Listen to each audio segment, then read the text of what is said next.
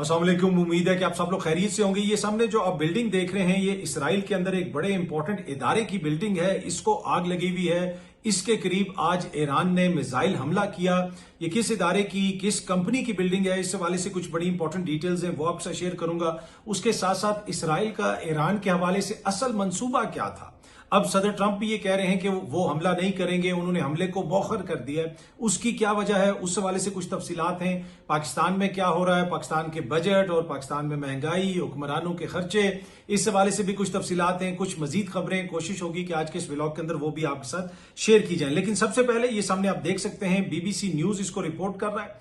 Israel में Microsoft जो है उसकी इमारत के करीब ईरानी मिसाइल हमले में 5 अफराद जख्मी हुए हैं और जो ये इमारत है उसको भी नुकसान पहुंचा है। अब माइक्रोसॉफ्ट के ऊपर काफी ज्यादा तनकीद होती रही। जी हाँ जी, माइक्रोसॉफ्ट पे ये तनकीद होती रही कि जो इसराइली मिलिट्री बहुत ज्यादा गैजेट्स वगैरह इस्तेमाल करती है, टेक्नोलॉजी इस्तेमाल करती है, उसमें माइक्रोसॉफ्ट उनको काफी ज्यादा ताउन फराम करता है। ईरान के अंदर भी इन्होंने बहुत सारी ऐसी चीजों को असेंबल किया जिनको ये रिमोटली कंट्रोल करते थे या जिसमें कोई टेक्निकल चीजें ऐसी इस्तेमाल होती थी, सॉफ्टवेयर इस्तेमाल होता था। ईरान के अंदर इन्होंने ड्रोन्स तैयार किए, अंदर इन्होंने खुफिया फैक्ट्रियां बनाई हुई थी, ड्रोन्स को स्मगल किया, उनको जोड़ा। ये सामने आप उनकी कुछ तस्वीर वगैरह भी देख सकते हैं। और इसमें काफी हाई टेक किस्म की इनको सपोर्ट हासिल थी आगे पीछे से। आई डोंट नो माइक्रोसॉफ्ट ने इसमें इनकी सपोर्ट की या नहीं की, लेकिन ये सामने आप खबर देख सकते हैं। ये गार्डियन न्यूज रिपोर्ट कर रहा है और इस खबर के मुताबिक ये बरतानिया का अखबार गार्डियन है, कोई पाकिस्तान का अखबार या किसी और मुसलमान मुल्क का अखबार नहीं है। Revealed Microsoft deepened ties with Israeli military to provide tech support during Gaza war. जो गजा में भी ये कुछ कर रहे थे, जिस तरीके से हमले कर रहे थे, वहां पे टेक्नोलॉजी अपनी इस्तेमाल कर रहे थे, उसमें माइक्रोसॉफ्ट से भी इनके ताल्लुकात मजीद गहरे हुए। माइक्रोसॉफ्ट ने इनको सपोर्ट फराम की। माइक्रोसॉफ्ट के खिलाफ मुख्तलिफ जगहों के ऊपर आपको एहतजाज होता हुआ भी नजर आया। अगर उनका कोई नुमाइंदा किसी यूनिवर्सिटी में गया या किसी और इंपॉर्टेंट मीटिंग में गया मगरिब में, तो हमने देखा कहीं पे स्टूडेंट खड़े होकर एहतजाज कर रहे हैं, कहीं पे एक्टिविस्ट उस हवाले से एहतजाज कर रहे हैं। और अब ये खबर आ रही है कि ईरान ने जो इसराइल पे हमला किया है, जो मिसाइल फेंका है, वो एक मिसाइल माइक्रोसॉफ्ट की बिल्डिंग के पास गिरा है। अब बड़ा क्वेश्चन ये है कि उस बिल्डिंग के अंदर क्या चीज थी, क्या वहां पे कोई सिविलियन यूज का सॉफ्टवेयर वगैरह तैयार हो रहा था, काम हो रहा था, या इसराइली मिलिट्री को वहां से कोई टेक सपोर्ट फराम की जा रही थी। एक और चीज जो शो करता है कि ईरान ने जिस तरीके से मिसाइल हमले दागे हैं, ईरान के पास भी ये इंटेलिजेंस है कि इसराइल के अंदर कौन सी इमारत किस जगह पे है, किस चीज को टारगेट करना है और कैसे टारगेट करना है। तो उन्होंने काफी इस चीज को एक तरह से साबित किया कि हम मुख्तलिफ जगहों पे टारगेट कर सकते हैं। अब ईरान के अंदर जो इसराइल ने कार्रवाई की, उसमें जिस तरह मैंने पहले भी बताया कि इन्होंने पहले तकरीबन 3-4 महीने पहले से ये सारा मामला शुरू था। उसमें ड्रोन्स भी अंदर स्मगल किए गए जिनके जरिए उनका जो दिफाई निजाम था उसको टारगेट किया गया। दीगर चीजें अंदर स्मगल की गई, इस तरह की बंदूकें, इस तरह का इक्विपमेंट अंदर स्मगल किया गया जिनको रिमोटली कंट्रोल किया जा सकता है। और इनका मंसूबा क्या था? इनका मंसूबा यह था कि जो ही हम ईरान पे हमला करेंगे, 4-5 जगहों पे साइट्स तबाह होंगी। तो जैसे शाम में हुआ था कि लोग बाहर निकल आए थे, रका में, दीगर जगहों पे, तो वहां पे अपराइजिंग हो जाएगी। और इसी वजह से इन्होंने फिर वो जो शाह ईरान के साहबजादे हैं उनको भी मीडिया पे वो लेके आ गए। रजीम चेंज की बातें होना शुरू हो गई कि जी रजीम चेंज होगा। तो ये बार बार ये कोशिश करते रहे, ये एक्सपेक्ट करते रहे कि शायद ईरान की अवाम अपनी हुकूमत के खिलाफ खड़ी हो जाए। हुकूमत से उनको तहफुजात हो सकते हैं, हुकूमत को उनसे बहुत सारे मसाइल हो सकते हैं, लेकिन वैसी सूरत हाल पैदा नहीं हुई। इनका मंसूबा ये था कि वहां पे खाना जंगी शुरू हो जाए। और ये नहीं कि कोई इसका इमीडिएट हल निकलेगा, कोई इमीडिएट हल नहीं। अगले 5-10 साल तक खाना जंगी होती रहे, जिस तरह शाम में खाना जंगी हुई और जिस तरह वहां पे उन्होंने एक शख्स को बैठा दिया है और जिसको कोई कुछ लोग मुजाहिद कहते हैं, कुछ क्या कहते हैं। पहले उसके ऊपर दहशतगर्दी, उसके सर के ऊपर बाउंटी थी कि ये दहशतगर्द है, अमेरिका को मतलूब था वो। अभी भी मोस्ट वांटेड जो उनकी ट्विटर अकाउंट वगैरह है अमेरिका का, शायद अभी भी उसकी तस्वीर वहां पे लगी हुई है। $10 मिलियन की उस पर बाउंटी थी। अब उसको स्टेट्समैन बना के वहां का सदर बना दिया है, वहां का सरबराह बना दिया है। और वो इसराइल की तरफ देखते भी नहीं है, वो बस अपने मुल्क के अंदर या आगे पीछे सारी कार्रवाइयां करते रहते हैं। पर एनीवे, ये था सारा मंसूबा और इसके लिए चीजें अंदर ईरान के अंदर स्मगल की गई। बहुत सारा इक्विपमेंट स्मगल किया गया। कुछ लोग इनके पेरोल पे पहले थे, कुछ लोगों को हायर किया गया, रिमोट कंट्रोल्ड इवन मिसाइल अंदर स्मगल किए गए। ये तस्वीर आप सामने देख सकते हैं। ये जो इक्विपमेंट पकड़ा गया है उसमें से कुछ इनकी ये तस्वीर हैं। अब ईरान की इंटेलिजेंस को भी इन्होंने टारगेट किया। ईरान की जो इंटेलिजेंस के पहले चीफ थे जनरल मोहम्मद काजमी साहब, उनकी शहादत के बाद अब ईरान ने नया इंटेलिजेंस चीफ जो है वो भी मुकर्रर कर दिया है और जनरल मजीद खादमी साहब को जो है नया इंटेलिजेंस चीफ वहां पे इस वक्त मुकर्रर किया गया है। तो ईरान अपनी जो क्यादत है, जिनको टारगेट किया गया, उनको रिप्लेस कर रहे हैं। और क्यादत को टारगेट करने का मकसद ही ये था कि आर्मी चीफ को टारगेट किया जाए, दीगर इंपॉर्टेंट लोगों को टारगेट किया जाए। आर्मी के अंदर से म्यूटनी हो जाएगी, अवाम खड़ी हो जाएगी, पुलिस खड़ी हो जाएगी, ये खड़े हो जाएंगे, वो हो जाएगा और वो सारा सिलसिला उस तरह चल पड़ेगा जिस तरह शाम में चला या लिबिया में चला। ये बिल्कुल वैसा गेम प्लान था। लेकिन ईरान ने आगे से ज्यादा एक तरह से जिसे आप कह सकते हैं कि वो रेजिलियंस दिखाई जो ये एक्सपेक्ट नहीं कर रहे थे। और इसी वजह से आप सदर ट्रंप कह रहे हैं कि जी हम हमला जो है हमने मौखर कर दिया है। ये एक्सपेक्ट कर रहे थे कि अभी तक तो ग्राउंड पे चीजें बहुत ज्यादा गर्म हो जाएंगी, अवाम बाहर निकली होगी, नारे मार रहे होंगे, वो अपनी हुकूमत के खिलाफ जनाब पथराव कर रहे होंगे, जिस तरह पहले वहां पे इनकलाब आया था वैसी कोई सूरत-ए-हाल हो जाएगी और उसका हम फायदा उठाएंगे।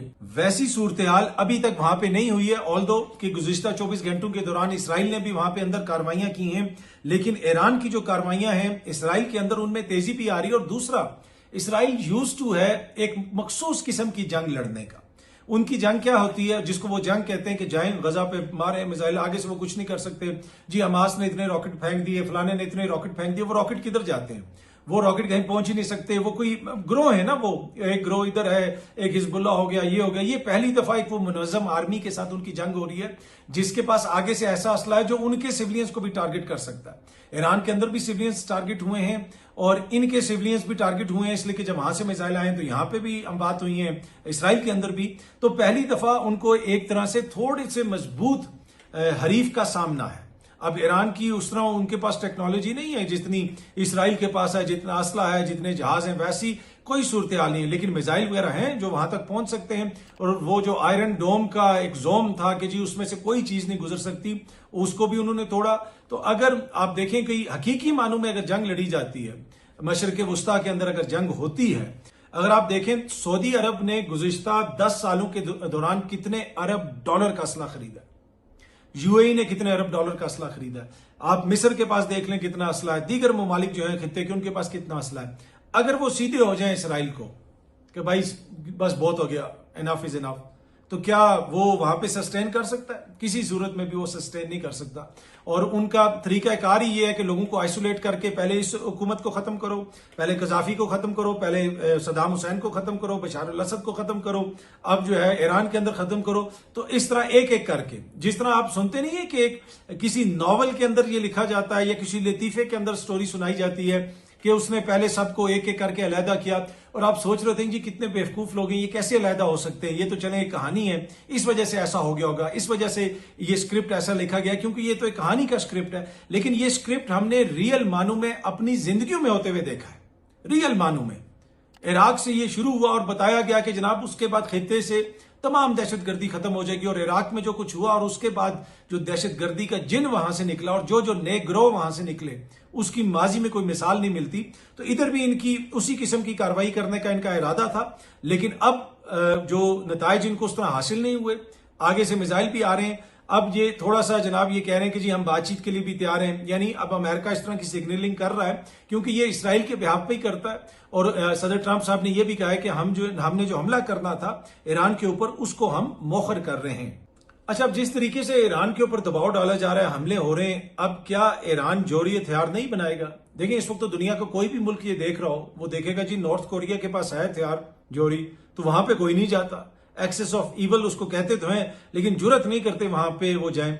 तो जितना उन पर ऊपर दबाव डाला जा रहा है, अब ये मगरबी तजियाकार भी कह रहे हैं, मगरबी इदारे भी इस तरह की बात कर रहे हैं कि हो सकता है कि ईरान जो है वो मजबूर हो जाए बनाने के ऊपर, और वो फिर किसी दिन कर दे धमाका, जनाब हमने बना लिया है, अब आप जो कर सकते हैं कर लें। अब जरा पाकिस्तान आते हैं। पाकिस्तान से भी कुछ बड़ी इंपॉर्टेंट खबरें हैं। एक तो पाकिस्तान तहरीक इंसाफ ने काफी ज्यादा तनकीद की है, ये सामने डॉन न्यूज रिपोर्ट कर रहा है कि ह्यूज फंड्स रखे गए हैं लग्जरी गाड़ियों के लिए, यानी वीआईपीज के लिए, गाड़ियां खरीदने के लिए पंजाब की हुकूमत ने 7 अरब रुपए से ज्यादा पैसा रखा है।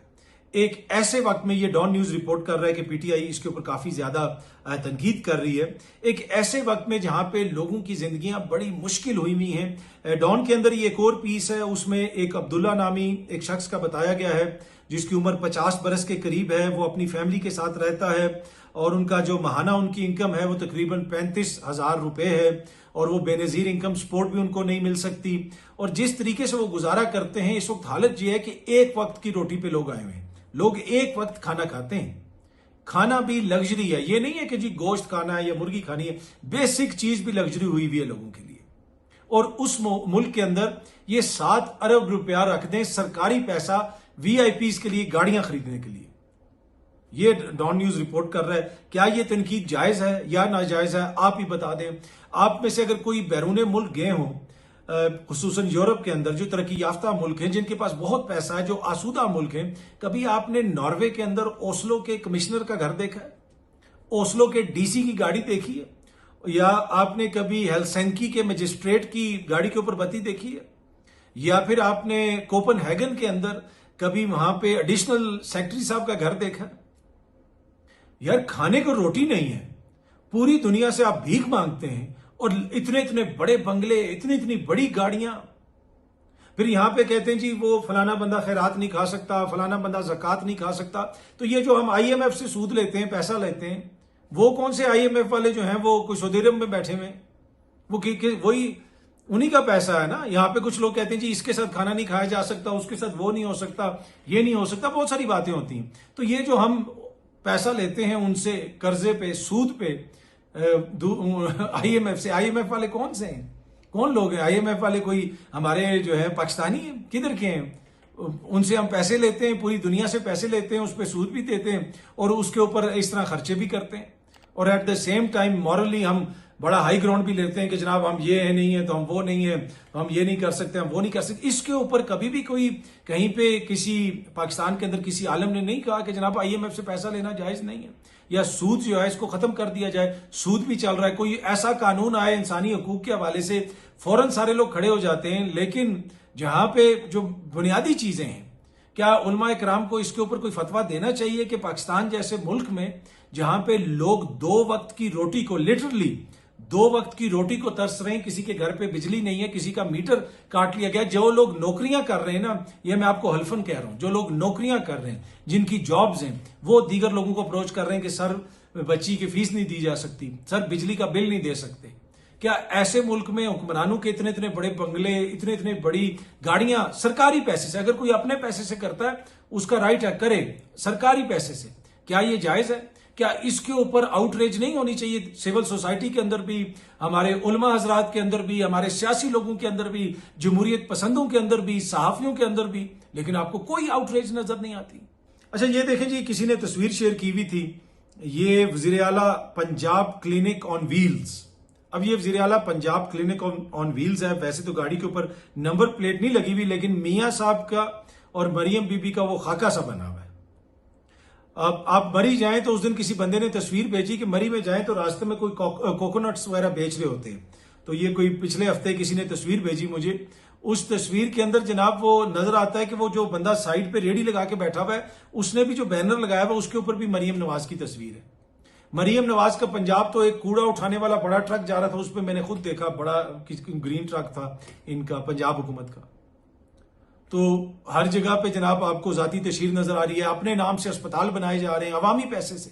और अवाम की हालत ये है, अगर ये आप डॉन का पूरा पीस पढ़ें तो आपकी आंखों में आंसू आ जाते हैं कि यार ये लोग गुजारा किस तरह कर रहे हैं। आपके इर्द गिर्द इतने ज्यादा लोग होंगे, आप किसी ऑफिस में काम करते हो, वहां पे काम करने वाले ड्राइवर, वहां पे काम करने वाले चौकीदार, बहुत सारे लोग ऐसे होंगे कि जो रोटी नहीं इस वक्त अफोर्ड कर सकते। और उस मुल्क के अंदर हुक्मरानों के लिए जनाब अरबों रुपए की गाड़ियां खरीदी जा रही हैं।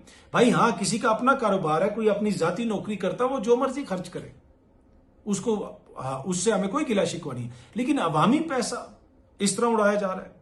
अच्छा जी, खैबर पख्तूनख्वा के बजट के हवाले से कहा जा रहा है कि जी इमरान खान साहब देंगे उसकी इजाजत तो उसके बाद उसको मंजूर किया जाएगा। अली अमीन साहब सब भी यही कह रहे हैं। लेकिन एट द सेम टाइम अगर बजट मंजूर नहीं होता, क्या कोई आईनी बहरान पैदा हो जाएगा? इस तरफ भी कुछ लोग इशारे कर रहे हैं। पाकिस्तान के अंदर आपको पता है आईनी बहरान तो बड़ी जल्दी पैदा हो जाता है। वैसे आइन और कानून के साथ इधर जो सलूक होता है वो आपको भी पता है। मेरा कहने का मतलब यह है कि यहाँ पे आइन और कानून के ऊपर मुकम्मल अमल दरामद होता है। आप किसी अदालत में चले जाएं, किसी महकमे में चले जाएं, हर जगह पे आपको आइन और कानून की अमलदारी नजर आती है। सम टाइम हो सकता है किसी चीज से हमें इख्तलाफ हो, तो बिल्कुल आपको हर जगह पे इंसाफ होता हुआ नजर आ रहा है। अभी ये जो मखसूस नशिस्तों वाला केस चल रहा है, इसमें भी देखिएगा आइन और कानून के मुताबिक फैसला आएगा। जिस तरह सुप्रीम कोर्ट ने वापस केस रिमांड कर दिया है सदर ममलिकत को कि वो डिसाइड करें कि जजेस की सीनियरिटी क्या है। आसिफ अली जरदारी साहब, उनका वैसे एक्सपीरियंस तो है, सदर ममलिकत हैं, बहुत सारी अदालतों में पेश हो चुके हैं। पता नहीं दहशतगर्दी की अदालत से लेकर करप्शन की अदालत तक कौन सी ऐसी अदालत है जिसमें वो पेश नहीं हुए, तो उनका एक्सपीरियंस तो है। और एक और मजाक सुन लें, पाकिस्तान का जो जुडिशल कमीशन है जिसमें बैठ के सुप्रीम कोर्ट के जज साहिबान को भी तैनात किया जाता है, उसके अंदर भी ऐसी मोजिज शख्सियात बैठी हुई हैं पीटीआई के, जिनके ऊपर दहशतगर्दी के मुकदमे कि एक तरफ रियासत कह रही है कि ये दहशतगर्द हैं, दूसरी तरफ वो हाई कोर्ट्स के और सुप्रीम कोर्ट के जज साहिबान की वो तैनाती करेंगे। तो कहीं ना कहीं कुछ ना कुछ मसला तो है ना हमारे सिस्टम के अंदर। इतनी हमें थोड़ा सा तो हमें देखना पड़ेगा ना, थोड़ा सा तो हमें ख्याल करना पड़ेगा कि ये हमने क्या जोक बना दिया है कि एक शख्स जिसके ऊपर दहशतगर्दी का मुकदमा है वो सुप्रीम कोर्ट के जज की तैनाती कर रहा है। एक शख्स जिसके ऊपर मुतअद्दिद मुकदमात हैं, क्रिमिनल और इस किस्म के वायलेंस के मुकदमात, वो जनाब जुडिशल कमीशन में बैठा हुआ है। चाहे वो आपके सियासी लोग हो जाएं, आप बैरिस्टर गौर साहब हो जाएं, अली जफर साहब हो जाएं। अली जफर साहब पे तो मुझे नहीं पता कोई मुकदमा है कि नहीं, बैरिस्टर गौर साहब के ऊपर मुकदमा है, दीगर लोग हैं, पार्लियामेंट की जो कमेटी है उसके अंदर लोग हैं। एनीवे, ये अरसा दराज से इस तरह की चीजें चलती आ रही हैं, इसके ऊपर हमें देखना पड़ेगा, सोचना पड़ेगा। अच्छा, जो सेनेटर दिनेश कुमार साहब हैं, उन्होंने चेयरमैन सेनेट यूसुफ रजा गिलानी साहब, जिनकी तनख्वाह 13 लाख रुपया है, जितना बड़ा जमहूरियत पसंद इतनी ज्यादा उसकी तनख्वाह, 13 लाख वाले जो सेनेटर हैं, चेयरमैन सेनेट हैं, उनको उन्होंने खत लिखा है और खत में उन्होंने कहा है कि जी एक बार फिर सेनेट में तैनात जो मशीर हैं उनकी तफसीलात मांग ली हैं। अब इसमें वो ये कहते हैं कि जनाब कुछ ऐसे मशीर तैनात हैं कि जिनको हैवी तनख्वाहों के ऊपर वहां पे रखा गया। अब तो मुझे तो नहीं पता कि किसी को रखा गया या नहीं रखा गया, लेकिन सेनेटर दिनेश कुमार साहब जो है बार बार इसके ऊपर बात भी कर रहे हैं। मुख्तलिफ जगहों पे सहाफियों वगैरह से भी गालिबन उन्होंने कहीं पे बात की, कोई मुझे बता रहा था, और अब उन्होंने ये खत भी लिख दिया। तो अब देखते हैं कि इस खत के नतीजे में अगर कोई ऐसे मशीर सामने आते हैं जिनको तैनात किया गया है हैवी तनख्वाह के ऊपर, या वैसे रखा गया है, क्यों रखा गया है, यकीनन वो कोई ऐसे मशवरे देते होंगे जिससे मुल्क में जमहूरियत मजबूत होती होगी, आइन मजबूत होता होगा, कानून मजबूत होता होगा। तो ऐसे मशीरों की तो मुल्कों को जरूरत होती है। बहुत जल्दी आप सब दोस्तों से दोबारा मुलाकात होगी। Thank you very much.